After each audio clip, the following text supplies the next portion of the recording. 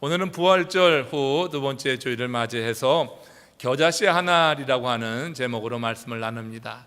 부활절 이후 예수 그리스도께서 부활한 이후에 제자들의 삶은 이제 전 세계로 흩어져 다니며 천국 복음을 증거하는 것이었습니다.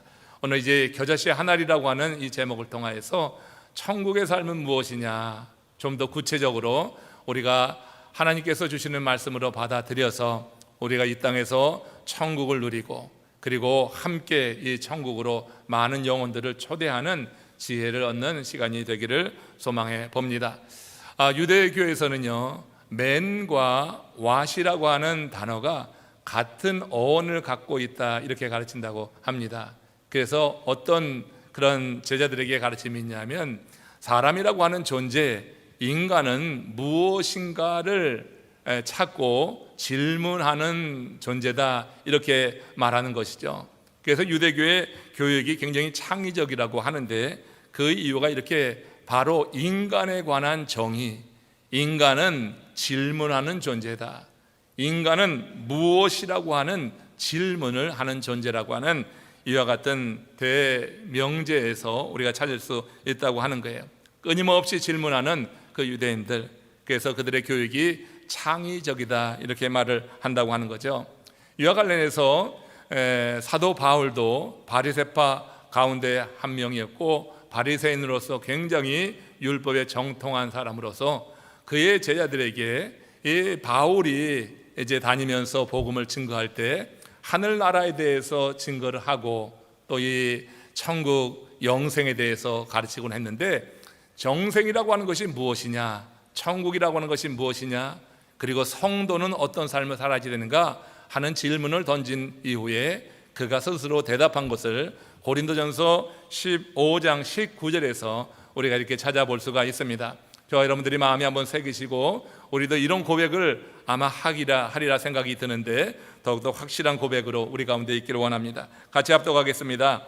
만일 그리스도 안에서 우리가 바라는 것이 다만 이 세상의 삶뿐이면 모든 사람 가운데 우리가 더욱 불쌍한 자니라. 성도는 누구냐? 천국을 소망하는 하나님의 사람이다.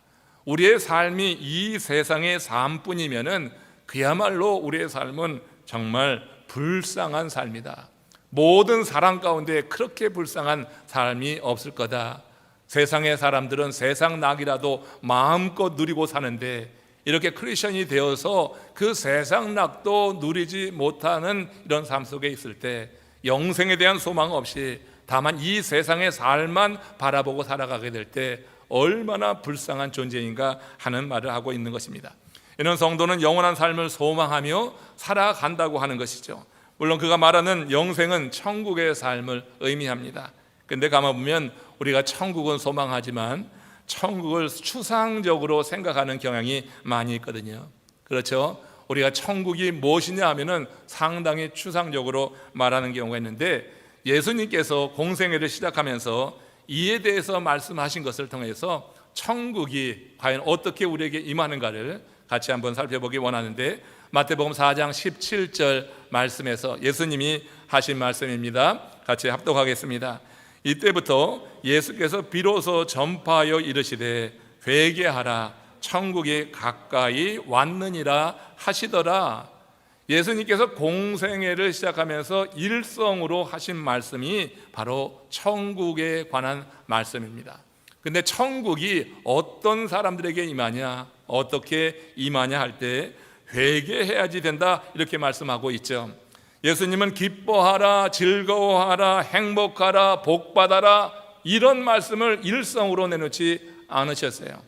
예수님께서 공생애 3년 그 기간에 나서실 때 가장 먼저 광야에서 시험을 받으시고 사단의 유혹을 이기시고 그런 이후에 다니시면서 제자들을 모시고 일성으로 하신 말씀은 회개하라고 하는, 어떤 의미에서는 듣기 거북한 그런 말씀을 하셨다고 하는 것입니다. 왜 그러냐면 천국이 가까이 임했기 때문에, 그리고 그 천국에 들어가기 위해서는 회개해야지 된다고 하는 것입니다. 회개라고 하는 건 삶의 중심의 변화를 말하죠. 전 인격적인 변화를 말하는 것입니다. 삶의 방향을 틀어서 하나님이 지시하시는 그 방향으로 돌아서는 것, 이건 결단 있는 그런 행위를 통하여서 우리가 행하는 것, 이게 회개입니다. 그리고 회개할 때 천국의 삶을 누릴 수 있다, 이렇게 말씀하고 있어요. 주님의 이 말씀은 부탁이나 제안이 아닌 것입니다. 긴박한 명령이고 즉각적인 반응을 요청하는 거예요. 이건 뭐 이랬으면 좋겠다가 아닌 것입니다. 예수님께서 일성으로 내세운 말씀, 회개하라, 이거 우리의 즉각적인 반응을 요구하는데 주님은 왜 이렇게 명령하신 것인가? 지금 이 말씀을 듣는 이들이 죽을 운명에 놓여 있기 때문에 그런 것입니다. 그들이 돌이키지 않는다고 하면 육신은 살아있지만 영이 죽은 그 상태로 고착될 것이기에 그들 가운데 예수님이 선포하신 거예요. 돌이키라. 마음의 중심이 주님께서 지시하는 방향으로 그렇게 돌이키고 그렇게 살아갈 거다, 이렇게 요청하고 있죠. 주님은 그들이 무엇을 해야 살 수 있는지 그 답을 선포하신 거예요. 회개해야지 살 수 있다. 저와 여러분들이 회개함으로 주님의 자녀가 된 줄로 믿습니다. 그러므로 우리는 천국을 살고 있다고 말해야지 돼요. 여러분들이 내가 지금 천국의 삶을 누리고 있다고 하는 확신이 없는 분들이 있거든요. 그러나 여러분, 우리 자신이 회개해서 과거에 우리가 살아가던 세상의 가치와 어떤 사상에 따라 살아가는 것이 아니라 주의 말씀이 우리 가운데 임했고 이 말씀에 따라서 우리가 회개했다고 하면 우린 지금 천국을 살아가는 천국 시민이라고 하는 분명한 확신이 있어야 된다고 하는 것입니다. 천국을 공간적 의미로 이해하면 이 말이 말도 안 되는 것 같지만 천국은 공간적 의미로 장차 죽은 후에 갈 것으로 그렇게 생각해서는 본문이 파기되지 않는 것입니다. 천국은 공간적 개념이 아니라 통치의 개념이라고 하는 것이에요. 하나님의 의가 나타난 그 상태가 천국의 삶을 살고 있다, 이렇게 말할 수가 있어요.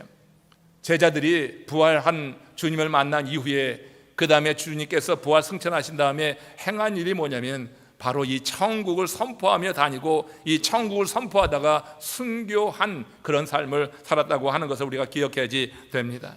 천국은 장차 죽어서 어느 곳으로 간다고 하는 공간적 개념이 아니라 하나님의 의가 나타난 상태, 하나님의 말씀 가운데 거하여서 하나님의 의가 나타난 이 상태가 천국의 삶이다. 마이애미에 살던 우리들이 저 뉴욕으로 가는 것처럼 공간적으로 몸이 옮겨지는 것이 아니라 하나님의 의가 우리를 통치하고 다스리는 상태가 지금 천국의 삶을 산다고 말할 수가 있어요. 그래서 예수님은 하나님의 이름을 부르는 곳에 천국이 임한다고 하는 그런 의미에서 마태복음 18장 20절에서 이렇게 말씀하셨지요. 우리 같이 합독해 읽겠습니다. 두세 사람이 내 이름으로 모인 곳에는 나도 그들 중에 있느니라. 두세 사람이 주의 이름으로 모였다. 오늘 우리가 예배 드리는 것이 그렇죠. 우리가 두세 사람이 아니라 수십 명이 모여서 주의 이름으로 지금 함께 모여 있어요. 주의 이름으로 모여 있다고 하는 것은 어떤 의미냐면 주님의 말씀의 통치 안에 있다고 하는 것입니다. 그리고 그때 주께서 함께 하신다고 하는 거예요. 주의 이름으로 두세 사람이 모여 있으면 주님께서 함께 하시는데 주님께서 함께 하신 곳이 바로 천국이라고 믿습니다. 천국의 주인은 하나님이세요. 천국의 왕은 하나님이세요. 근데 두세 사람이 주의 이름을 부르면 그곳에 내가 함께 그들 중에 있으리라고 했기 때문에 두세 사람만 주의 이름을 부르며 함께 해도 그것이 천국이다. 하나님의 법으로 다스려지는 백성, 그들이 주의 이름으로 함께 모이는 이들이에요. 그들이 여러분 천국 시민이 아니겠는가 하는 생각을 여러분 확실하게 마음에 새길 수 있기를 원하요. 그러므로 이 말씀에 의하면 주의 이름으로 부르는 우리는 지금 이 세상에서 천국을 살고 있다, 이렇게 말씀드리는 거예요. 여러분, 이 믿음에 대해서, 이 말씀에 대해서 확신이 없으면 우리가 예배를 정말 소홀히 여기게 되는 겁니다. 예배를 시간 나면 드리는 것으로 생각해요. 우리가 반드시 예배를 통하여서 천국 시민들이 함께 모여서 하나님을 영화롭게 하고 하나님의 말씀으로 받고 무장하고 하나님의 시민으로서 살아갈 요건을 더욱더 새롭게 하는 그런 시간으로 소중하게 여기는 것이 아니라 예배를 모든 일 다 하고 남는 시간에 드리는 것으로 생각한다고 하면 천국 시민이라고 말할 수가 없어요. 우리가 한 주간 열심히 살아가는 삶의 현장도 천국이 돼야지 돼요. 물론 그곳에서도 주의 이름을 부르며 주의 임재를 경험하는 가운데 천국을 살아가야지 됩니다. 그러나 여러분, 우리가 거룩한 성일날 이렇게 주의 이름으로 모이던 자들이 세상에서 지치고 상한 심령들, 죄로 인하여서 물들고 여러 가지 도전을 받던 심령들이 한 자리에 이렇게 모여서 하나님을 예배하게 될 때 이 공간에 운행하시고 역사하시는 하나님의 임재를 경험한다고 하면, 여러분, 다른 어느 곳에서보다 우린 그래서 거룩한 성소에서 천국을 경험한다고 하는 말을 하게 되는 것이라고 하는 것입니다. 이렇게 여러분, 우리가 말씀에 의하면은 주의 이름을 부르는 우리들이 이 세상에서 천국을 살아가는 것이다. 즉 장차 갈 곳으로 말하는 천국은 지금 현재 여기에서의 삶과 무관하지 않다고 하는 것이에요. 그리고 보면 현재와 미래를 이어지고 세상과 천국을 연결하는 것이 바로 하나님의 법이다, 이렇게 말할 수가 있어요. 하나님의 법이 선포되는 것이 하나님의 나라라고 하는 거예요. 그래서 지금 이 세상과 천국을 연결시켜주는 것은 하나님의 법인 말씀이 선포되는 그 자리, 여기서 세상과 천국이 연결되며 우리는 하나님의 나라 시민으로서 그렇게 서게 된다고 하는 것입니다. 한편 우리 주님은 하나님의 통치와 그 법에 따라 사는 사람들이 만드는 천국에 대해서 오늘 보다 구체적으로 천국이 무엇이냐 하는 것을 공간적인 개념이 아니라 천국의 속성을 가지고 우리에게 말씀하는데, 마태복음 13장 31절, 여러분 아주 많이 듣던 말씀인데 오늘 그 의미를 더 깊게 새겨보겠습니다. 같이 합독해 읽겠습니다. 천국은 마치 사람이 자기 밭에 갖다 심은 겨자씨 한 알 같으니, 이래 말씀했습니다. 여기서 주께서 천국을 은금보화, 여기에 비유하지 않았죠. 여러분, 우리가 천국 생각하면 그냥 금으로 닦인 다리, 길거리에다가 그냥 화려하고 찬란한 그런 천국을 생각하게 될 겁니다. 근데 지금 주님께서는 그렇게 은금보화로 비유하지를 않고 있어요. 주님께서 천국을 말씀하실 때 겨자씨에 비유하고 있어요. 눈으로 쉽게 볼 수도 없는 겨자씨에 비유하고 있는데, 그 이유가 여러분 무엇이라고 생각합니까? 천국은 어떤 공간이 아니라 생명이 자라듯이 변화를 이루며 성장해가는 속성이 있다고 하는, 천국을 공간으로만 하는 게 아니라 천국을 속성으로 우리에게 설명해 주고 있는 거예요. 여러분, 천국을 공간으로 말하고 어떤 이런 눈에 보이는 것으로 말한다고 하면 그야말로 그것보다 화려한 것이 없을 거예요. 그러니까 주님께서 강조하는 것은 그런 눈에 보이는 어떤 모습이 아니라 이렇게 생명을 가지고 변화되고 성장해 가는 것으로 지금 천국을 설명하고 있다고 하는 것을 먼저 마음에 새기시길 바랍니다. 한 예로 여러분, 여기 주먹만한 다이아몬드가 하나 있어요. 그리고 여기는 작은 콩 한 알이 있어요. 어느 것을 여러분 택하시겠습니까? 여러분이 지금 택할 수 있다고 하면 무엇을 택하겠어요? 이건 물어보나마나한 한심한 질문 아니겠어요? 여러분들이 물질적 교환 가치로 생각한다고 하면은 너는 이 콩은 보이지도 않는 거죠. 얼른 이 다이아몬드를 택할 거예요. 제가 지금 어느 걸 택하냐고 물어보니까 벌써 얼굴에 웃음기가 싹 도는 분들이 있어. 상상을 하는 거야. 이거 택하면 얼마나 좋을까. 여러분, 우리가 다이아몬드랑 콩을 비교하게 될 때 물질적 가치로 생각하면 그야말로 하나만한 질문이라 볼 수가 있어요.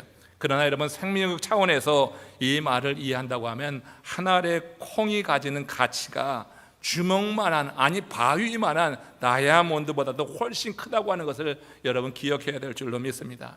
그것은 이 콩 안에는 생명이 있기 때문에 그런 것입니다. 생명은 고정적인 가치, 물질적 가치, 그 이상의 가치를 갖게 되는 거예요. 그래서 여러분 늘 말씀드리지만, 여러분들이 어느 날 갑자기 무인도에 떨어졌다고 상상을 해보십시오. 근데 여러분들이 갖고 갈 게 둘 중에 하나야. 뭘 갖고 가겠어요? 여러분, 이 다이아몬드라고 하는 것은 사람들에게 보이기 위한 거 아니에요? 사람들이 알아주니까 그의 부의 정도를 인정해 주는 것이고 내 지위를 보여주는 것이니까 사람들이 이 다이아몬드를 택하는 거 아니겠어요? 그러니까 무인도에 가면 아무도 볼 사람이 없는 거예요. 아무도 볼 사람이 없는데 그것 가지고 가서 그 살아낼 수가 있습니까? 무인도에 가면 생존의 가장 중요한 목적이 아니겠어요? 거기에서 주먹만한 다이아몬드는 거기에 허다한 돌덩이에 별로 다름이 없는 거예요. 아무도 없는 곳에서 생존하려고 하면 콩알같이 작은 거라 할지라도 이 콩알 갖고 들어가서 심어서 인내하고 견뎌서 싹이 나고 여기서 많은 열매가 맺고 또 그 콩을 또 심어가지고 풍성한 열매를 맺게 할 때 우리가 살아낼 수가 있는 거예요. 그래서 생명적 가치를 놓고 보면은 다이아몬드하고 이 콩알, 여러분 이 콩이 훨씬 가치를 갖고 있는 거다. 그러나 오늘 우리가 이 현실을 살아가면서 많은 사람들이 그 생명적 가치에 대한 인식이 없기에 다이아몬드의 눈이 어두워서 물질적인 것만 추구하고 살아가지, 실제로 천국 시민을 간다고 하면, 여러분이 천국 시민이라고 한다고 하면은 천국은 뭐 같다? 겨자씨의 하나를 같다. 이 말씀의 의미를 깊게 새겨서 생명의 가치, 우리 주 예수 그리스도로 말미암아 우리 속에 들어와서 뿌리 내리게 된 예수의 생명, 영원한 생명의 이 씨앗을 여러분 소중히 여기는 가운데 하나님을 예배하는 이 예배의 자리가 더욱더 기대되어지고 더욱더 예배할 때마다 주님을 경험하는 은혜가 임하시기를 주의 이름으로 축원합니다. 우리는 적거나 작다고 하는 말을 할 때 어떤 표현을 쓰죠? 비유적으로 우리 한국 사람들이 적거나 작다고 할 때 눈곱만하다 이런 얘기를 해요. 여러분 되게 더러운 표현 아니에요? 사실 적거나 작다고 하는 게 눈곱만하다. 좀 더 나가면 뭐라고 하죠? 그래요, 여러분들이 말해서 내가 말한 게 아니야, 코딱지만하다 이런 얘기도 해. 제 입으로는 못하겠어, 코딱지만하다. 적거나 작은 걸 말할 때 눈곱만하다, 코딱지만하다 이런 표현을 쓰는데 이게 지저분할 뿐만 아니라 상당히 부정적인 면이 담긴 표현 아니에요? 근데 여러분 이게 우리 민족성 가운데 그런 게 있다고 하는 거예요. 우리 민족은 적고 작은 것을 무시하고 소홀히 여기고 부정적으로 보는 경향이 있는 것입니다. 그래서 뭐든지 큰 거를 우리가 추구하잖아요. 화려한 것을 남이 보기에 그런 것을 따지고 그런 것을 우선시합니다.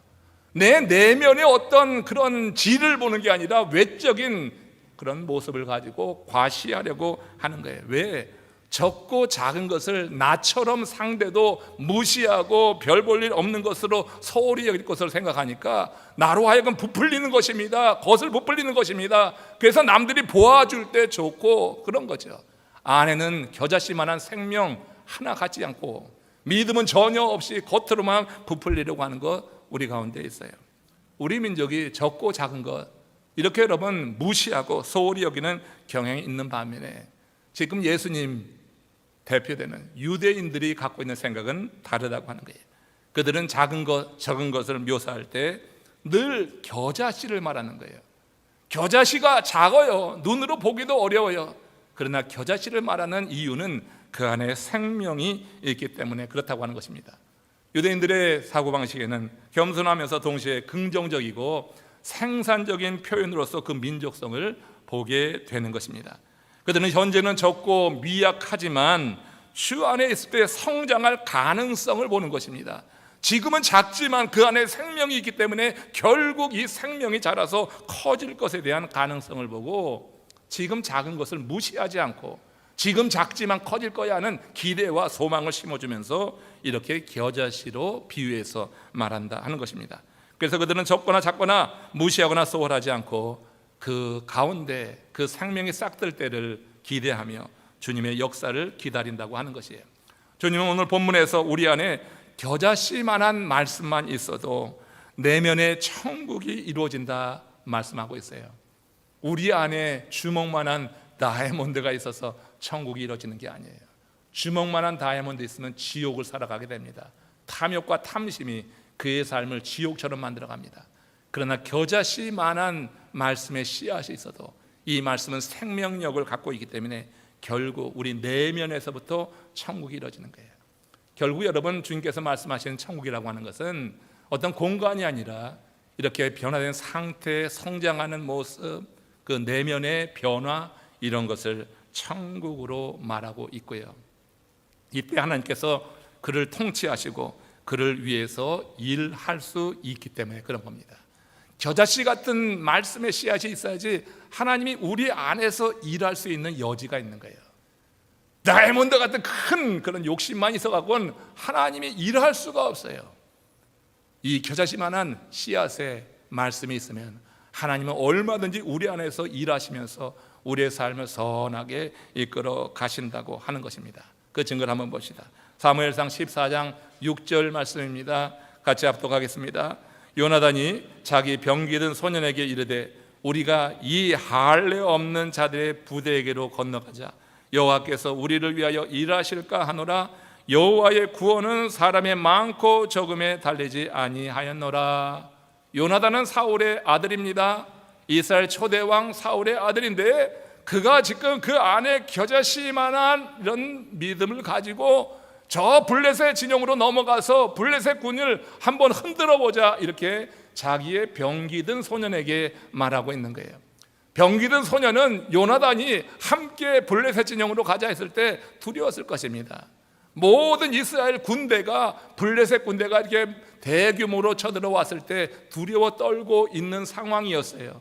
그런데 요나단이 단독으로 블레셋 진영으로 넘어가려고 하는 것입니다. 요나단의 마음에 이 겨자씨 같은 믿음이 있었다고 하는 거예요. 그래서 여호와께서 우리를 위하여 일하실까 하노라. 하나님께서 이 전쟁을 치르시고 하나님께서 주도하실 거야 하는 그와 같은 믿음이 요나단에게 있었어요. 여호와 하나님이 그러므로 일하실 것이야, 이 마음을 가지고 요나단이 저 블레셋 진영으로 병기든 소년과 함께 들어가서 그 블레셋 진영을 뒤 흔들어 놓는 일을 하나님이 행하시는 거예요. 그걸 혼자 하는 일이 아니잖아요. 그러나 믿음을 가지고 요나단이 그 블레셋 진영으로 들어가게 될 때 겨자씨 같은 믿음이 있는 걸 보고 하나님께서 역사하시는 거예요. 그러니까 그 블레셋 군영이 아주 혼동하게 되고 요동하게 되는 일을 통하여서 이제 이스라엘 군대가 치게 되는 그런 역사를 성경에서 볼 수 있는 것입니다. 여러분, 사울의 아들 요나단이 성령에 감동되어서 블레셋 진영으로 들어갈 때 여호와의 구원은 사람의 많고 적음에 달리지 않았다, 이 말이 그의 고백이 되는 것입니다. 신앙의 고백이에요. 그 안에서 지금 살아있는 그 말씀, 겨자씨 같은 믿음이 그로 하여금 이와 같은 고백을 하게 하고 적진으로 들어가서 승리를 이루어내게 했다고 하는 것입니다. 우린 여기서 이스라엘이 블레셋과의 전쟁에서 승리한 이유를 분명히 알 수 있는 거예요. 전쟁의 성패는 외적 규모가 아니라 겨자씨만한 믿음의 여부에 달려있는 거다. 세상 사람들은 그렇게 말하지 않을 거예요.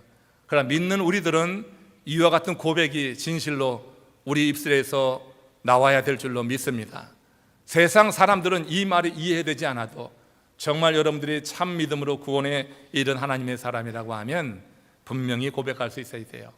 여호와의 구원은 사람의 많고 적음에 달리지 않았습니다.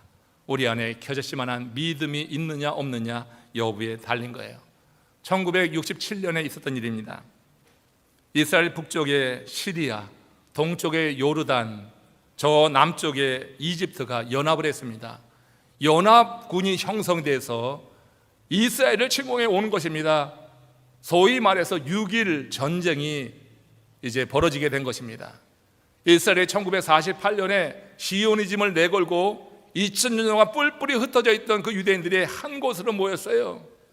모리아산 예루살렘 성전이 있는 그곳에 모여서 그곳이 그들의 터전이라고 하고 자리를 잡고 나라를 선포했습니다. 그러니까 그 인근에 있었던 중동 지역의 여러 나라들이 기가 막힌 거잖아요. 다 사라진 줄 알았는데 그 이스라엘이 다시 나라를 세우고 선포하니까, 그래서 여러분 북쪽과 동쪽과 저 남쪽에서 이렇게 여러 이방 족속들이 연합을 했는데 무기 어떤 전쟁의 규모로 보면 비교가 되지 않았다고 하는 것입니다.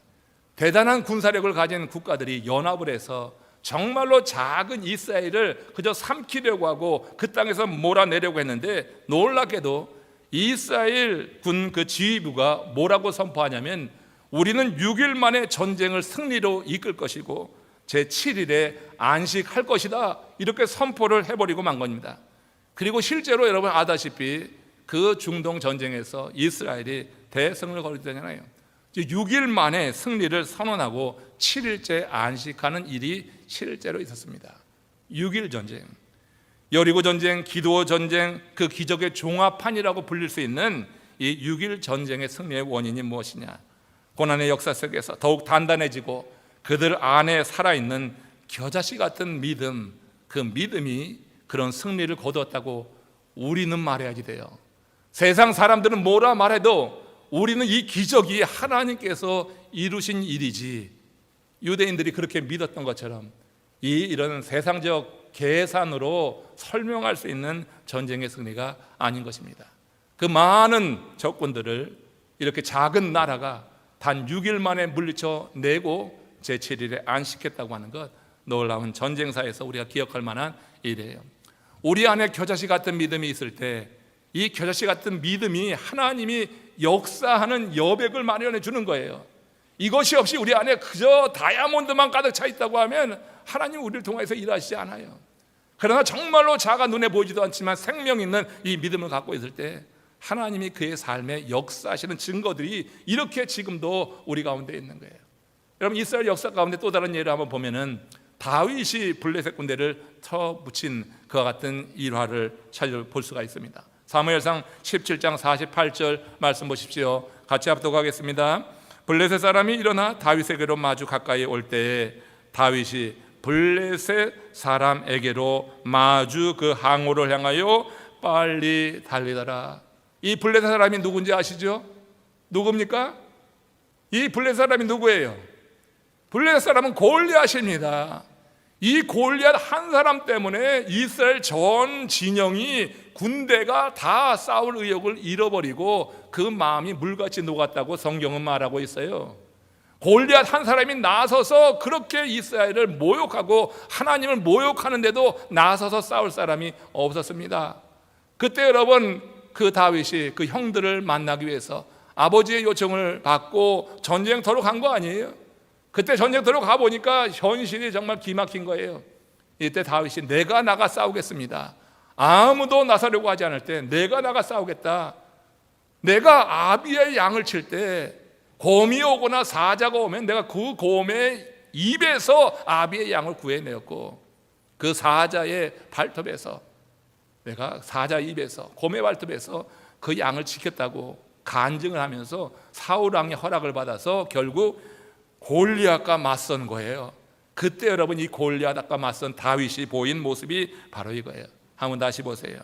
블레셋 사람이 일어나 다윗에게로 마주 가까이 올 때, 골리앗이 가까이 오는 거예요. 지금 이스라엘 군대는 정말 기가 막혀서 마음이 다 녹아져 내려 있어요. 다윗에게로 가까이 오는데 다윗이 어떻게 한 거예요?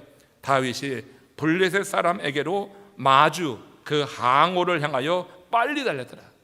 모든 군대는 등을 돌리는 그때 다윗은 이 골리앗을 마주하고 그리고 향하여 가는데, 달리는데 그냥 달리는 게 아니란 말이에요. 빨리 달리는 거예요. 두려움이 전혀 없는 거예요. 다윗의 안에 있었던 겨자씨 같은 믿음, 이 믿음을 보시고 하나님께서 역사하신 증거가 아니겠어요? 다윗이 무슨 힘으로 이 골리앗을 이기겠어요? 하나님이 함께 하신다고 하는 100%의 확신을 가지고 골리앗 앞에 서게 될 때 단 한 방으로 골리앗을 제압할 수 있었다고 하는 것입니다.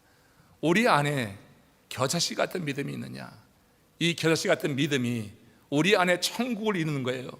우리 안에 천국을 이루었다고 하는 것은 어떤 의미가 있냐면, 나를 통치하시는 이가 하나님이라고 하는 거예요. 천국의 주인은 하나님이에요. 천국의 왕은 하나님이에요. 겨자씨 같은 믿음이 있는 자가 그 내면에 천국이 이루어짐을 믿으시면 한번 크게 아멘 하십시오. 여러분, 이 믿음이 우리 가운데 있어야 돼요. 이 험한 세상 살아가려면 하면은, 죄 많은 유혹 많은 세상에서 우리가 이기려고 하면 이 믿음이 있어야 된단 말이에요. 겨자씨 같은 믿음이 우리 안에 있을 때 천국이 이루어지고 천국의 주인이 하나님이기 때문에 나는 하나님의 통치 안에 있고 하나님의 보호 아래 있다고 하는 거예요. 다윗이 바로 그런 믿음으로 골리앗을 향하여서 지금 달리는데 그냥 달리는 게 아니라 빨리 달려가는 거예요. 여러분, 골리앗 같은 인생의 문제를 만날 때 혹시 꼬리를 내리고 주랭랑 치지는 않습니까? 여러분, 하나님이 주시고 하나님이 함께 하신다고 하는 믿음이 있다고 하면 우린 그렇게 살아갈 수가 없어요. 하나님이 통치하시는 천국의 삶을 살아가는 우리 남풀의 가족들 되기를 주의 이름으로 축원합니다. 어떤 인생의 문제가 골리앗처럼 다가온다 할지라도, 블레셋처럼 아니면 저 중동의 그 여러 나라들이 연합해서 이스라엘을 쳐들어왔듯이 이런저런 정말 감당치 못한 일이 찾아온다 할지라도 겨자씨 같은 믿음을 통하여서 하나님이 나와 함께 하신다, 내 안에 천국이 이루어지고 그리고 그 천국의 주인인 우리 하나님이 내 삶을 보호하신다고 하는 믿음을 갖고 설 때 우리 하나님이 이루시는 놀라운 일들을 보게 되는 거예요. 우리 안에 이 믿음이 이렇게 소중하네요. 이렇게 담대하게 우리를 만들어내네요. 제가 토요일에 한번 말씀드렸는데 2015년 미스 우크라이나, 거기서 미스 우크라이나에 당선된 여성이 있었죠. 러시아가 침공해 올 때 그 미스 우크라이나 레나라고 하는 이 자매가 군대에 자원 입대를 한 거예요. 자원 입대를 해가지고 SNS 통화해서 그 전쟁 상황을 이제 알리고 있었는데, 지난 9일 거기에 연결되는 한 사람이 질문을 한 겁니다. 라이브 방송에서 이런 질문을 한 거예요. 당신이 러시아 군에 잡히게 될 경우에 그 러시아 군대에게 성폭행을 당할 수도 있을 텐데 두렵지 않습니까? 이런 이제 질문을 받는 거예요. 그때 레나가 여러분 뭐라고 대답했다고 했어요? 그가 한 대답이 이겁니다. 그런 경우를 대비해서 나는 수류탄을 품고 다닙니다. 나를 품으려고 하는 그 적은 지옥을 볼 것입니다. 이렇게 대답했다고 하는 거예요. 여러분, 지금 그 우크라이나가 골리앗같이 큰 그런 대적을 향하여서 지금 견뎌내고 있는 것은 바로 이와 같은 여인들이 3만이래요. 참 대단하지 않아요? 이런 여자들이 3만 명이 자원해서 지금 골리앗 같은 러시아하고 대항하고 있기 때문에 함부로 하지 못하는 거예요. 이거 여러분, 지금 우리 현실 가운데도 이렇게 마음으로 그런 확신을 가지고 나라를 위해서 산다고 할 때 이와 같은 일들을 이룬다고 하면 우리가 진정으로 마음으로 겨자씨 같은 믿음이 있어서 하나님 나라를 위해서 우리가 산다고 하는 확신이 있을 때 우리는 못할 일이 없는 줄로 믿습니다. 사람들이 신념만 가지고도 그렇게 담대하고 위대한 일을 이룬다고 하면 믿음에 근거한 확신을 가지고 행하는 일에는 감당할 이 세상에 존재가 없는 거예요. 겨자씨 같은 믿음을 갖고 있는 일을 위해서 일하시는 이가 계시기 때문에, 여호와 하나님이 계시니까 다윗이 골리앗을 향하여서 마주 항우를 대하고 달려가는데 그냥 달려가는 게 아니라 빨리 달려가 버린 거예요. 왜? 빨리 가서 제압해 버리려고 하는 거예요. 앞에 대적을 물리치려고 하는 거예요. 두려움이 전혀 없는 모습을 봅니다. 하나님은 사람의 수를 보고 역사하지 않으십니다. 외적인 조건을 보고 일하시지도 않습니다. 하나님은 그 사람의 심령에 겨자씨같이 생명이 있는 믿음이 있는가만을 보고 일하시는 거예요. 우리 안에 이 믿음이 없으면 하나님은 우리를 위해서 일하지 않아요. 하나님의 역사를 경험할 수도 없는 거예요. 우리 안에 다이아몬드만 가득 차 있어가지고는 도무지 하나님의 역사를 경험할 수 없어요. 우린 다이아몬드를 의지하지 하나님을 의지하지 않기 때문에 그런 겁니다. 우리 안에 겨자씨 같은 믿음이 오늘 있는가? 부활절 이후에 제자들이 전 세계 다니면서 순교하는 그런 일들을 봅니다. 생명을 걸고 천국을 전하게 됩니다. 그들 안에 있었던 겨자씨 같은 믿음, 주님이 그들과 동고동락하면서 그들 가운데 심어주었던 겨자씨 같은 믿음이 커져서 열매로 나타난 것이 그런 결과로 이제 볼 수가 있는 거예요. 하나님은 우리 심령에 이 겨자씨 같이 있는 생명의 믿음을 보고 오늘도 저는 일하신다고 확신합니다. 하나님은 기드온의 300 용사 속에 있는 생명 있는 믿음을 보시고 12만 명의 미디안 대군을 물리치게 역사하셨어요. 요나단 속에 있는 이 생명의 믿음을 보시고 블레셋 군대를 흔들어서 전세를 반전시켜서 승리를 거두게 하셨습니다. 다윗 속에 있는 이 생명 있는 믿음을 보시고 골리앗과 그 군대를 진멸하셨어요. 이처럼 오늘도 하나님은 생명 있는 믿음의 사람을 통하여서 천국을 건설해 나가신다. 그래서 천국이 무엇이냐? 천국은 겨자씨 하나과 같으니, 그 천국이란 이런 생명력을 가지고 변화되고 더 성장해 나가는 이런 상태, 이걸 지금 주님께서는 천국으로 설명했어요. 공간적 개념이 아니라 이런 속성으로 이해한다고 할 때 우리도 지금 이 세상에서 천국을 분명히 경험할 수 있으리라고 믿습니다. 이 믿음이 저와 여러분들의 믿음이 되길 바랍니다. 끝으로 마태복음 13장 32절에서 또다시 주님께서 천국을 설명하실 때 이렇게 말씀하셨는데 마음에 새깁시다. 같이 합독하겠습니다. 이는 모든 씨보다 작은 것이로되 자란 후에는 나물보다 커서 나무가 되매 공중의 새들이 와서 그 가지에 깃들이느니라. 여기서 주님이 말씀하고자 하는 바는 뭡니까? 천국은 확장되어 나간다. 생명이 있기 때문에 앞의 말씀과 연관되는 거죠. 생명이 있으니 확장되어 가야 된다. 내가 지금 천국을 살아간다고 하면 내 삶이 바로 이렇게 확장되어져 가야지 되는 거예요.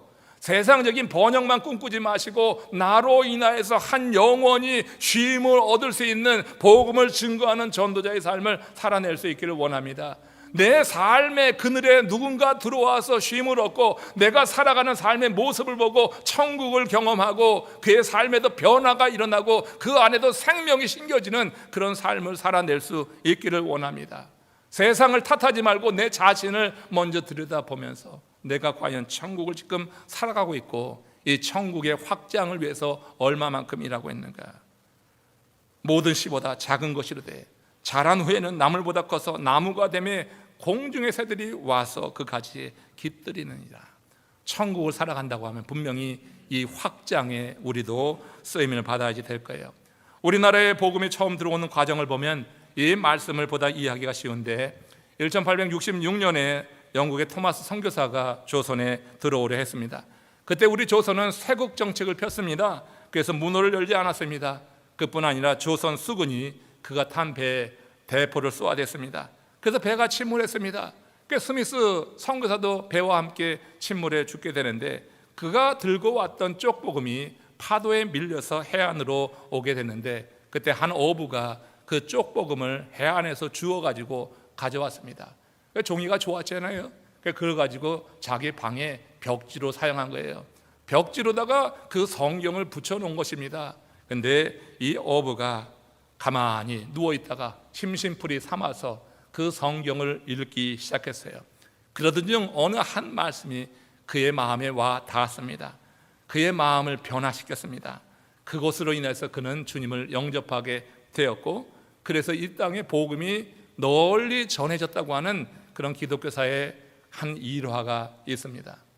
여러분, 복음은 누군가의 심령에 들어가면은 그 한 사람만 갖고 있을 수가 없는 거예요. 너무 좋으니까. 우리가 정말 이 세상에 좋은 것 하나 얻으면은 그걸 널리 알리려고 하는 거잖아요. 그러니까 복음에 대해서, 말씀에 대해서 그야말로 겨자씨 같은 믿음이 내 가운데 제대로 와서 바뀌게 되면 이게 자라게 돼 있다니까. 이게 수십 년이 지났는데 아직까지도 여러분 그대로 하나를 그대로 있으면 안 돼요. 이게 자라야지 되는 거예요. 자라게 되면은 누군가에게 전하게 되는 거고, 전하게 되면 이 말씀처럼 공중의 새들이 와서 그 가지에 깃들이느니라. 성경에서 이 새는 나쁜 의미지만 여기서 새는 그런 의미는 아니에요. 많은 이들에게 영향을 미치고 쉼을 주고 그들에게 가운데 천국에 함께 동참하게 하는 그와 같은 도구로 쓰임받는다고 하는 것입니다. 천부의 심령에 자기 방에 붙여있던 벽지로 삼던 그 성경 구절 하나가 들어올 때 글자가 아니라 생명으로 들어온 거예요. 생명으로. 겨자씨 같은 생명으로 들어오는 거예요. 성경을 읽거나 묵상하거나 큐티하거나 어떤 경우라든지 그냥 읽으면 힘이 없지만 그것이 생명으로 들어오게 되면 그것은 자라게 돼 있고 결국 증거가 되게 돼 있고 많은 이들이 그 가지에 와서 함께 쉼을 얻게 된다고 하는 거예요. 예수님의 제자들은 세상적으로 내세울 것이 아무것도 없는 미약한 사람들이었습니다. 그러나 예수님은 그들 안에 생명의 겨자씨 하나 심어 놓으시고 부활승천하셨습니다. 하나님이 통치하시는 천국을 건설하는 초석으로 그때 그들이 사용되게 되었다고 하는 거예요. 예수님은 그들에게 모든 족속으로 제자를 삼아 천하 만민에게 복음을 증거하라고 명령하셨어요. 학식도 재력도 권력도 없었지만 그들은 겨자씨 하나 같은 믿음 가지고 그 사명을 감당할 수 있었어요. 그만큼 이 겨자씨가 자라게 될 때 그들의 삶의 변화를 이루고 성장을 이루고 담대케 함으로 인해서 전 세계의 복음을 증거하며 순교자의 반열에 들어갈 수 있었다고 하는 것이죠. 그 결과 팔레스틴의 미미에게 뿌려졌던 그 씨앗이 이제 전 세계를 뒤덮게 된 것이고 헤아릴 수 없을 만큼 많은 사람들이 그 그늘 밑에서 쉼을 얻고 있는 거고요. 오늘 2022년 4월 24일 부활절 이후 두 번째 주간을 맞이하는 지금 남풀 여러분들도 그 가지 가운데 지금 쉼을 얻고 있는 줄로 믿습니다. 별로 감동이 안 됐어요. 하나님께 크게 감사하시길 바랍니다. 지금 우리에게 그 가지가 이렇게 널리 퍼져서 우리 같은 사람들도 바꾸어서 나 같은 사람들도, 이렇게 완악한 사람들도, 별 볼이 없는 내 인생도 이렇게 그 가지가에 깃들여서 쉼을 쉴 수 있게 되었으니 얼마나 감사한가. 여러분들 지금 천국을 산다고 하면 바로 여러분들도 그 생명처럼 성장하게 되고 확장되어지게 되고 여러분을 통하여서 한 영혼이 쉼을 얻는 그와 같은 도구로 쓰임받아야 될 줄로 믿습니다. 천국을 죽어서 갈 것으로 생각하지 마십시오. 그런 사람들은 결코 갈 수 없다고 저는 생각해요. 지금 천국을 살지 못하면 죽어서도 못 가는 겁니다. 지금 사십시오. 게을르지 말고 지금 열심을 내십시오. 말씀이 주는 감동대로 행동하십시오. 죽어서 마지막 순간에 그거 여러분 사단이 주는 유혹입니다. 지금 하나님의 말씀이 나를 통치할 수 있도록 겸손한 마음으로 주의 말씀에 귀를 기울이고 그 말씀이 주는 대로 나아가는, 그래서 회개하여서 주님이 지시하는 그 방향으로 함께 나가는 남풀의 가족들 되기를 주님의 이름으로 축원합니다. 고개 숙여서 함께 기도하겠습니다. 오늘 말씀을 생각하며 주님이 우리에게 원하시는 삶이 무엇인가 그 길로 나가겠습니다. 천국의 삶을 오늘부터 살아가겠습니다. 당장 지금부터 내 안에 천국을 경험하는 은혜를 주시옵소서. 우리 다 같이 겨자씨 같은 믿음 하나를 우리가 구하며 하나님의 사람으로 살겠다고 한 다짐이 우리의 고백 가운데 있길 원합니다. 합심으로 기도하시겠습니다.